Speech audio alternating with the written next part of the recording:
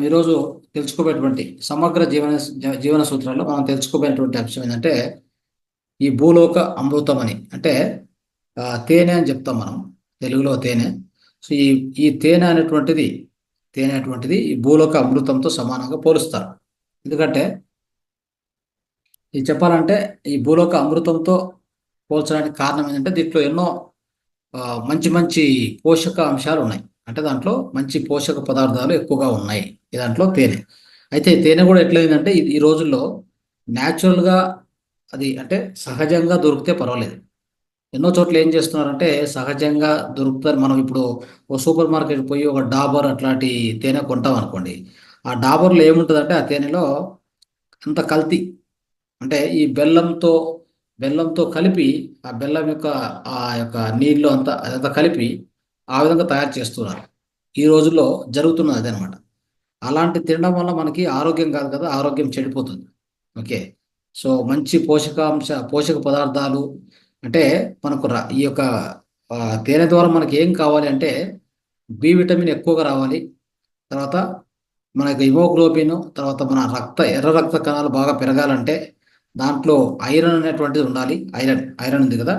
Iron అనేటువంటి ఆ యొక్క పదార్థం ఎక్కువగా ఉంటే అది మనకి ఏం చేస్తుందంటే మన లోపల ఎర్ర రక్త కణాలు పెరగడానికి, తద్వారా రక్తం యొక్క రక్తం యొక్క శాతం మన దేహంలో ఎక్కువగా వృద్ధి పొందడానికి, అభివృద్ధి చెందడానికి ఎంతో దోహదం చేస్తుంది అనమాట. సో అందువలన మనం అది జాగ్రత్తగా ఆలోచించి ఒక సహజమైన స్వచ్ఛమైన ఈ తేనెని తీసుకోవాలి. అది కూడా ఏంటంటే ఆ, ఇప్పుడు తేనెటీగలు అవి పెట్టుకున్నటువంటి తేనె ఎక్కడెక్కడో ఆ మకరందాన్ని ఎన్నో పువ్వుల మీద వాలి, ఎన్నో చెట్ల మీద వాలి ఆ పువ్వుల్లోంచి ఆ మకరందాన్ని సేకరించుకొని తీసుకొచ్చి వాటి కోసం అవి పెట్టుకుంటాయి, మన కోసం కాదు పెట్టేది. ఓకే. దాన్ని బలవంతంగా వాటిని ఏదో పొగబెట్టి వాటి అక్కడికి తరిమేసి ఆ తీసుకునేటువంటి తేనెలో మీకు ఎలాంటి మంచి జరగదు, తప్పు జరుగుతుంది. కాబట్టి అలా తీసుకోవడానికి ప్రయత్నం చేయొద్దండి. ఏదైనా అవి విడిచి వెళ్ళిపోయాక మీకు దొరికితే, అలాంటి తేనె దొరికితే తీసుకోండి. తర్వాత ఇంకొంత ఏం జరుగుతుందంటే ఈరోజు ఈ ఈ ఈ మధ్య కాలంలో ఈ యొక్క ఈ హనీ బీ ఫార్మింగ్ అని నడుస్తూ ఉంది. హనీ బీ ఫార్మింగ్ అంటే ఇది ఒక వ్యవసాయం లాగా చేస్తున్నారు కొన్ని చోట్ల. సో అక్కడ అది సహజంగా జరుగుతూ ఉంటే ఓకే. అక్కడ ఏమైనా హింస జరుగుతుంటే మాత్రం ఖచ్చితంగా తీసుకోకూడదు. అది హింస లేకుండా తీసుకుంటే తప్పులేదు. ఆ హింస జరిగింది అంటే మీరు తినే ఆహారంలో ఖచ్చితంగా వాటి యొక్క ప్రభావం మీరు తీసుకునే ఆహారం మీద ఖచ్చితంగా ఉంటుంది. దాన్ని దృష్టిలో పెట్టుకొని ఏదో తేనె కదా దొరికిందని చెప్పి ఎలా అంటే అలా తినడం మంచిది కాదు. అది తింటున్నామంటే అది ఏ విధంగా లభ్యమైంది, మరి ఏ విధంగా అది దొరికింది అనేది ఆలోచించి మీరు దాన్ని ఖచ్చితంగా స్వీకరించవలసిందిగా నేను మీరు కోరుచున్నాను. సో ఇప్పుడు సరే, దీన్ని తీసుకోవడం వల్ల మనకి ఇప్పుడు చెప్పుకున్నట్టుగా బి విటమిన్ ఉంది. దానివల్ల ఎక్కువగా మన యొక్క ఎర్ర రక్త కణాలు బాగా వృద్ధి చెందుతాయి. ఎందుకంటే దాంతో ఆ బి విటమిన్తో పాటు దాంట్లో ఐరన్ అనేది అంటే ఈ యొక్క ఐరన్ అనేటువంటిది ఒక ఆ పదార్థం ఎక్కువగా ఉంటుంది. ఐరన్ కాంపౌండ్ ఎక్కువ ఉంటుంది. సో దాంతోపాటు రక్త శుద్ధిని కూడా బాగా చేస్తుంది. రక్తాన్ని శుద్ధి చేయడంలో కూడా ఈ యొక్క తేనె ఎంతో సహాయం చేస్తుంది. దాంతోపాటు ఈ చెప్పాలంటే వయస్సు పెరిగే కొద్దీ వచ్చే రోగాలు వాటిని కూడా బాగా తగ్గిస్తుంది. అదొకటి ఇంపార్టెంట్ ఇది. తర్వాత దీన్ని ఒక గాజు డబ్బాలో వేసి పెడితే, ఈ స్వచ్ఛమైన తేనె ఏంటంటే గాజు డబ్బాలు వేసి పెడితే ఎన్నో సంవత్సరాలు చెడిపోకుండా అలానే ఉండిపోతుంది. అంత అంటే అలాంటి విశిష్టమైనటువంటి లక్షణం ఉంటుంది దాంట్లో. తర్వాత ఇది ఏదైనా ఒక అంటే మనకు బయట చల్లటి వాతావరణం ఉంటే గడ్డ కడుతుంది. గడ్డ కట్టినంత మాత్రాన అది అదేదో చెడిపోయిందని కానీ అది పనికిరాదని మాత్రం అనుకోవద్దు. ఆ గడ్డ కట్టినటువంటి తినడం వల్ల కూడా ఏమీ కాదు. సో తర్వాత ఈ గడ్డ కట్టిన తర్వాత దీన్ని మనము మళ్ళీ తర్వాత దాన్ని తేనె అంటే ద్రవ పదార్థంగా తయారు చేయాలంటే వేడి చేయడం పొరపాటున కూడా చేయొద్దండి. వేడి చేయడం అనేది అది పద్ధతి కాదు. దాన్ని తీసుకెళ్ళి ఎండలో పెట్టొచ్చు, కొద్దిగా కరుగుతుంది. సో అంతకు తప్పిస్తే ఇంకా వేరే విధంగా ఏ విధంగా చేయనికి పోరాదు. అది అది విరుద్ధం అవుతుంది. దాని నుంచి అది విషం కూడా తయారవుతుంది. విషంగా తయారయ్యేంత అవకాశం కూడా ఎక్కువగా ఉంటుంది. కాబట్టి అది జాగ్రత్తగా చూసుకొని మనం పాటించాలి. తర్వాత ఈ యొక్క ఈ తేనెను చెప్పాలంటే రోజుకు రోజుకు ఖచ్చితంగా బాలురైతే అంటే యువకులు అంటే పిల్లలు వీళ్ళందరూ కూడా రోజుకు ఒక చెంచా వాడుకోవచ్చు. అదే కొద్దిగా పెద్దవాళ్ళు శక్తి తక్కువగా ఉన్నటువంటి వాళ్ళు, వృద్ధులు, వీళ్ళంతా కూడా రోజుకు 2 చెంచాలు వాడితే మంచిది. 2 చెంచాలు తీసుకుంటే చాలా ఉపయోగపడుతుంది. తర్వాత ఎవరైనా కానీ శక్తి తగ్గిపోయినటువంటి వాళ్ళు, అంటే దేహంలో శక్తి లేదు అని ఎవరైతే అనుకుంటూ ఉంటారో వాళ్ళు దీన్ని ఖచ్చితంగా ఉపయోగిస్తే శక్తి పెరుగుతుంది.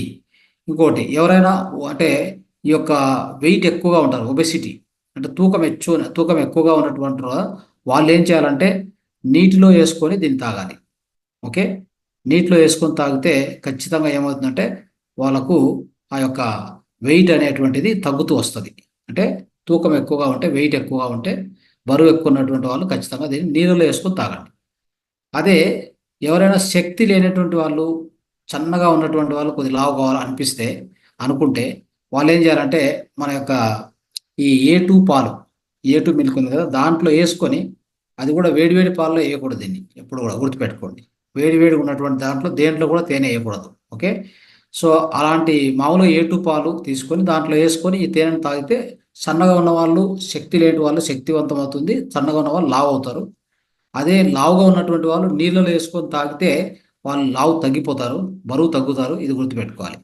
తర్వాత ఈ ఎవరికైనా ఉష్ణ దేహం ఉందనుకోండి, అంటే ఎక్కువగా వేడి చేసేటువంటి కొంతమందికి ఉంటుంది, అంటే హీట్ బాడీ అంటారు దాన్ని. ఓకే, లోపల ఎక్కువగా ఎప్పుడు వేడి ఉంటుంది. అలాంటి వాళ్ళు ఏం చేయాలంటే కొబ్బరి నీళ్ళలో ఈ యొక్క తేనెను వేసుకొని తాగితే ఖచ్చితంగా ఆ యొక్క మన లోపల ఉన్నటువంటి వేడి అంతా తగ్గిపోతుంది అనమాట. అది కూడా ఎప్పుడు తాగాలంటే, అంటే మన భోజనానికి 1 గంట ముందు తాగాలి దీన్ని. ఓకే, గుర్తుపెట్టుకోండి. ఈ విధంగా చేయండి. సో ఏ పరిస్థితి అయినా కానీ, అంటే ఈ ఈ యొక్క తేనెను ఎప్పుడు కూడా వేడి నీళ్ళలో కానీ, వేడి పాలలో కానీ వేసి ఎటువంటి పరిస్థితులు తాగకూడదు. అది గుర్తుపెట్టుకోండి. సో ఇది చాలా ఇంపార్టెంట్. తర్వాత గర్భిణీ స్త్రీలు, తర్వాత పూర్తిగా వీక్ అయినటువంటి వాళ్ళు ఉంటారు కదా, ఆ వాళ్ళు దీన్ని కొంతవరకు వాడచ్చు. అయితే కొద్దిగా మీ యొక్క ఎవరైనా డాక్టర్స్ అలా కావాలంటే ఆయుర్వేద డాక్టర్స్ తీసుకొని కూడా మీరు వాడుకోవచ్చు. దాని నుంచి మీకు సో ఏ విధంగా వాడాలనేటువంటి మీకు అర్థమవుతుంది అనమాట. ఓకే, సో ఇది మనం ఇచ్చేటువంటి సహజమైనటువంటి సలహాలు ఈ యొక్క తేనె గురించి. అయితే ఈ తేనె స్వచ్ఛమైనది ఎలా అని కనుక్కోవాలి. స్వచ్ఛమైనది ఎలా ఎలా ఉంటుంది, స్వచ్ఛంగా ఉన్న తేనె ఎలా ఉండొచ్చు, దాన్ని ఎలా కనుక్కోవాలి. చెప్పాను కదా, తేనెలో కూడా ఈ బెల్లం కలిపి దాన్ని తయారు చేస్తున్నారు ఈ రోజుల్లో. మనం పెద్ద పెద్ద బ్రాండ్లు అనుకుంటుంటేనే ఈ డాబర్ బ్రాండ్ ఇట్లా వాటిలో కూడా ఇదే జరుగుతూ ఉంది, కల్తీ జరుగుతూ ఉంది. కాబట్టి సో ఎలా కనుక్కోవచ్చు అంటే చూడండి, ఒక శుద్ధమైనటువంటి తేనె ఎలా ఉంటుందంటే, మనము అంటే కుక్క గిన పెడితే ఆ కుక్క తినదు, అది స్వచ్ఛమైన తేనె. మీరు కుక్కకు పెట్టి చూడండి, తేనె స్వచ్ఛమైన తేనె తినదు.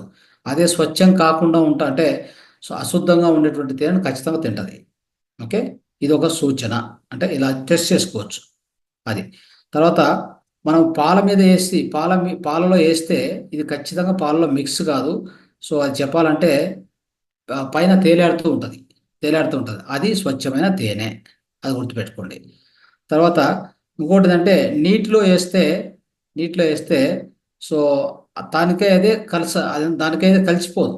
మనం కలిపితే కానీ కలసదు అది, అంటే అది స్వచ్ఛమైన తేనె అని అర్థం. అదే ఒకవేళ దాంట్లో బెల్లము అట్లా ఇట్లా ఉంటే అది కరిగిపోద్ది ఆటోమేటిక్గా. సో నీళ్ళు వేస్తే కరిగిపోద్ది, ఇది అట్లా కరగదనమాట అంత ఈజీగా. సో కాబట్టి అది కూడా గుర్తుపెట్టుకోండి. తర్వాత ఈ యొక్క స్వచ్ఛమైన తేనె అంటే ఎలా ఉంటుందంటే, స్వచ్ఛమైన తేనె అంటే అర్థం ఏంటంటే, అది గుర్తుపెట్టుకోండి. ఏదైనా ఒక ఈగ వాలింది అనుకోండి, ఈగనో దోమనో వాలింది అనుకోండి, అది ఎట్టి పరిస్థితుల్లో కూడా, అంటే ఒకవేళ అది అక్కడే ఆ, అది అది ఎక్కడికైనా చనిపోయింది అనుకోండి, అది స్వచ్ఛమైన తేనె కాదు అని అర్థం. అంటే ఒక ఈగనో దోమనో దాని మీద పడింది, అది లోపలే చనిపోయింది అంటే అది స్వచ్ఛమైన తేనె కాదు. ఓకే, అది గుర్తుపెట్టుకోండి, అదొకటి. తర్వాత ఈ విధంగా మనం అంటే కొన్ని ఇలాంటివన్నీ మనము తెలుసుకోవడం అంటే వీటివన్నీ ఎందుకంటే ఇవన్నీ కూడా కొన్ని సూచనలు, ఎలా మనం కనుక్కోవాలి స్వచ్ఛమైన తేనె అనేది, ఇట్లాంటి కొన్ని సూచనలు.